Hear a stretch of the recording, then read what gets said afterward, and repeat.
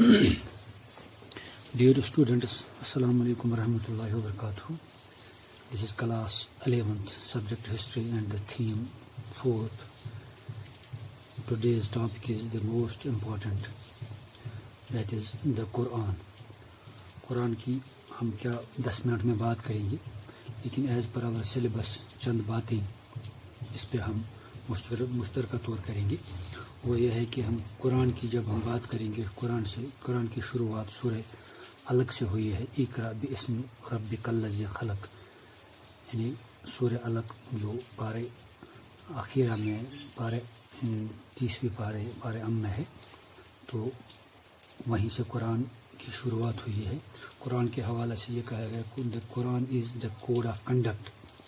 And the pious book of Islam, یعنی یہ انسانی زندگی جو لاہ عمل ہے، زندگی کا جو ریئل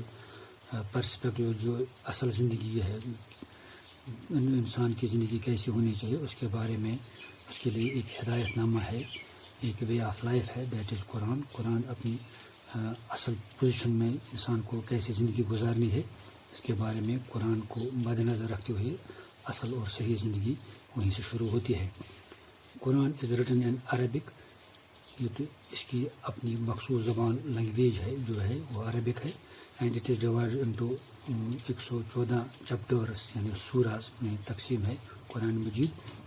جس کی 7 منزلیں ہیں. تو قرآن is the collection of revelations, یعنی قرآن جو ہے یہ میسیجز جو اللہ نے بھیجی ہیں حضور صلی اللہ علیہ وسلم پر 610 سے لے کر 632 یہ پیریڈ رہا ہے، یعنی فرام 610 to 632 CE، یعنی کامن ایرا میں، اس میں مکہ کے 13 سال اور مدینہ کے 10 سال، کم و بیش 22 سال کچھ مہینے، 6 مہینے سے زائد. ان مہینوں کے دوران قرآن حالات کے موافق، حالات کے مطابق رسول اللہ صلی اللہ علیہ وسلم پر نازل ہوا ہے. اور it was compiled in 650 CE، اور یہ جو لاسٹ میں مرتب کیا گیا ہے، کتابی شکل جو اس کو دے دی گئی، وہ 650 کے سنے میں 650 عیسوی میں اس کو مرتب کیا گیا. ایک کتابی شکل میں قرآن جو جس فارم میں ہے اسی شکل میں اس کو مرتب کیا گیا 650 عیسوی میں. تو the earliest verses were engraved on dome of the rocks, جو پہلے جو قرآن شریف کی جو آیات نازل ہوا کرتی تھی، کیونکہ اس وقت کچھ اویلیبل نہیں تھا، وہ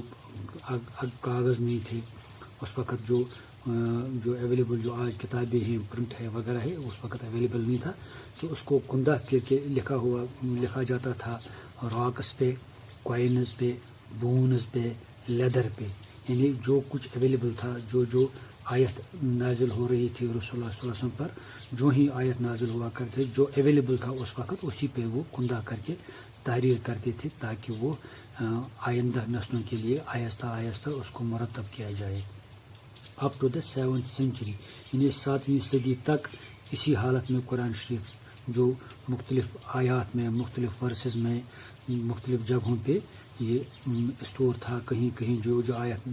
نازل ہوا کرتی تھی اسی حساب سے اس کو مرتب کر کے لکھے کندہ کر کے رکھا جاتا تھا. The Quran we have today date is from 9th century، جو قرآن آج ہمارے سامنے ہے، جو قرآن آج ہمارے پاس ہے، جو ہم آج ہمارے ناظروں سے ہے،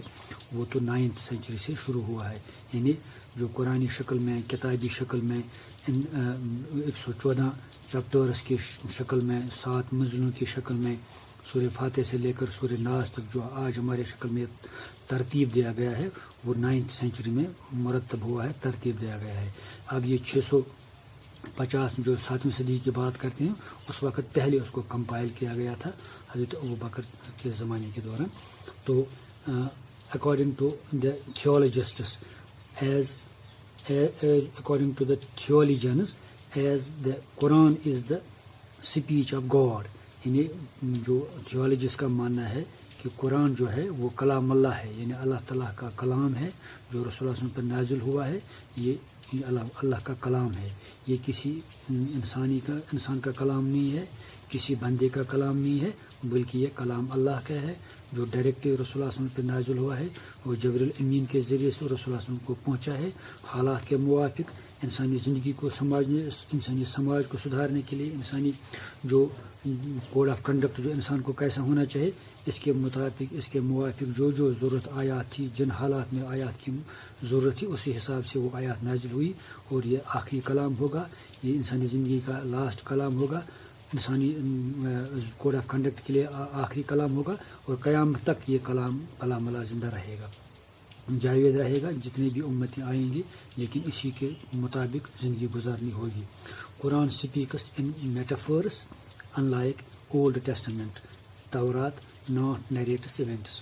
کہتے ہیں کہ جو قرآن شریف ہے وہ ایونٹس کو نریٹ نہیں کرتا ہے، جس طرح ہم Quran speaks in metaphors unlike the Old Testament, جس طرح ہم باقی جو اس سے پہلے جو مختلف ریلیجس بکس ہیں، دا اولڈ 4 کتابیں جو ہمارے پہ زبور ہے، تورات ہے، انجیل ہے، اور لاسٹ میں قرآن ہے، جو لاسٹ جو قرآن شریف ہے وہ باقی 4 کتابوں کے بارے میں بھی دلالت کرتا ہے کہ those are the religious books جو ریویل ہوئی ہے باقی پیغمبروں پہ، باقی میسنجرس پہ، اور جو لاسٹ جو کلام نازل ہوا ہے یہ کلام آخر تک ہے، یہ قیامت یہ کلام ہوگا۔ اب یہ کلام بدلنے والا نہیں ہے، کتنی بھی امتیں بدلیں گے، لیکن یہ کلام اللہ کا کلام جو نہیں بدلنے والا ہے، but only refers to them, یہ ان کو ان جو واقعات کی طرف صرف نشاندہی کرتا ہے، کیونکہ اس میں زیادہ تر اشارے کنائے میں سب کچھ واضح ہوا ہے، لیکن یہ ایک ایک کر کے ہر ایک چیز کو، جس طرح اولڈ ٹیسٹمنٹس میں ان کو پھر وہ ایڈیشن آلٹریشن ہوئی ہے، اس میں کہیں نہ کہیں اس میں تضاد ہوگا، نہ اس میں کہیں ایڈیشن ہوگا، نہ اس میں کوئی آلٹریشن ہوگی، لہذا یہ آخری کلام ہے، اس میں شک کی کوئی گنجائش نہیں ہے، اس میں کسی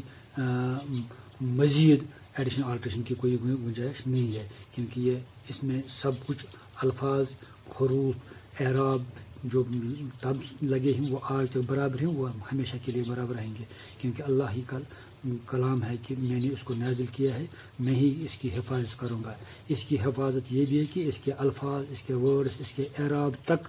کہیں تعریف نہیں ہوں گے، اس میں کسی ایڈیشن آلٹریشن نہیں ہوگی، یہ اللہ نے اس کی گارنٹی دی ہے۔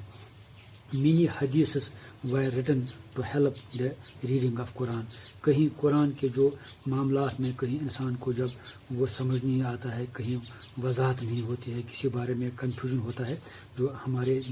بس کی بات نہیں، ہمارے ذہن سے پرے جو بات لگتی ہے، اس کے حوالے سے بہت سارے حدیثیں جو قرآن کے معاملات کو واضح کرنے میں ہمیں مدد دیتے ہیں، قرآن کو سمجھنے میں، قرآن کو پڑھنے میں ہمیں حدیث سے بھی کہیں مدد لینی پڑتی ہے، تاکہ ہمارے ذہن کو یہ کلیئر ہو جائے کہ قرآن شریف کے آیات کیسے ہیں۔ جس طرح فار ایگزامپل جو ہم حروف مقطعات ہیں، الف لام میم، ان کو سمجھنے کے لیے، کیونکہ وہ 3 الفاظ ہی ان کو سمجھ، الف لام اور میم، ان کو سمجھنے کے لیے کہیں حدیث وغیرہ کی بھی سپورٹ لینا پڑتا ہے، تاکہ انسان کو قرآنی حروف کو، اس کے لیے وہ دماغ ہونا چاہیے، وہی ذہن ہونا چاہیے، اور وہ سمجھ بوجھ ہونا چاہیے، اور وہ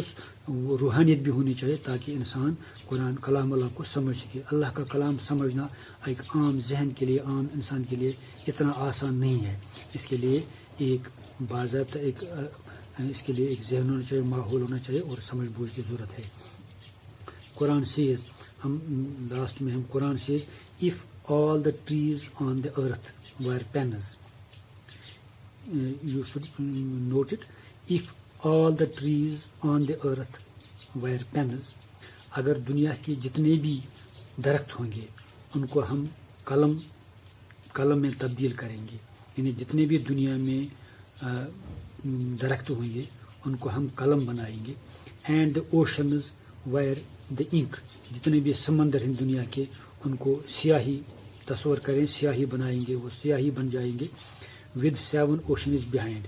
اس کے علاوہ جتنے بھی سمندر ہیں، سمندر کے علاوہ 7 سمندر بھی ان کے مدد میں ہوں گے، ان کے ہیلپ میں ہوں گے، ان کے ایڈیشن ہوں گے،